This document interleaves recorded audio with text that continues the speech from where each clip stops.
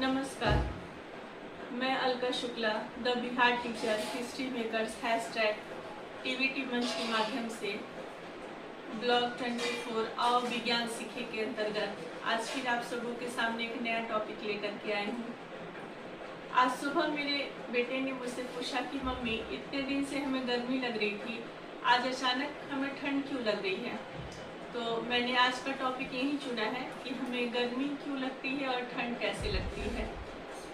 तो इसको समझने के लिए सबसे पहले ये जानना जरूरी है ऊष्मा। इसके पहले भी एपिसोड में मैंने ऊष्मा का स्थानांतरण चैप्टर पढ़ा दिया हुआ है ब्लॉग के माध्यम से।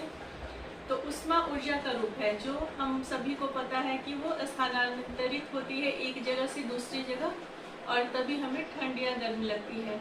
जैसे उदाहरण के तौर पे समझे तो हमें पता है कि मानव शरीर का तापमान 36.5 से 37 डिग्री सेल्सियस रहता है, सेंटीग्रेड रहता है।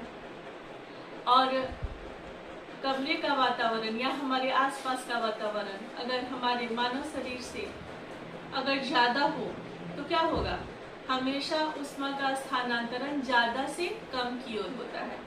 तो अगर हमारे शरीर का तापमान कम है और हमारे आसपास का वातावरण ज़्यादा है तो क्या होगा, ज़्यादा से हमारे शरीर की तरफ ऊष्मा का स्थानांतरण होगा। तो यानी हमें गर्मी लगेगी या पसीना आएगा।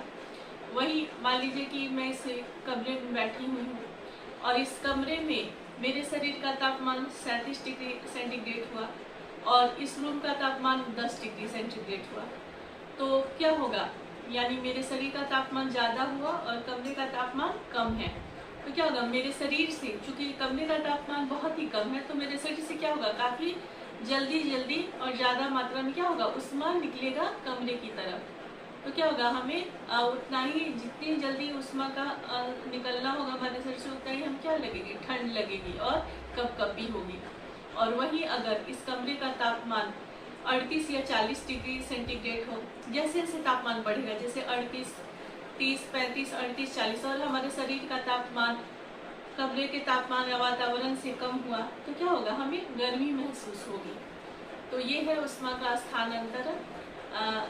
उम्मीद है आप सबों को मेरा वीडियो पसंद आया होगा। फिर मिलते हैं अगले वीडियो में अगले टॉपिक के साथ। धन्यवाद।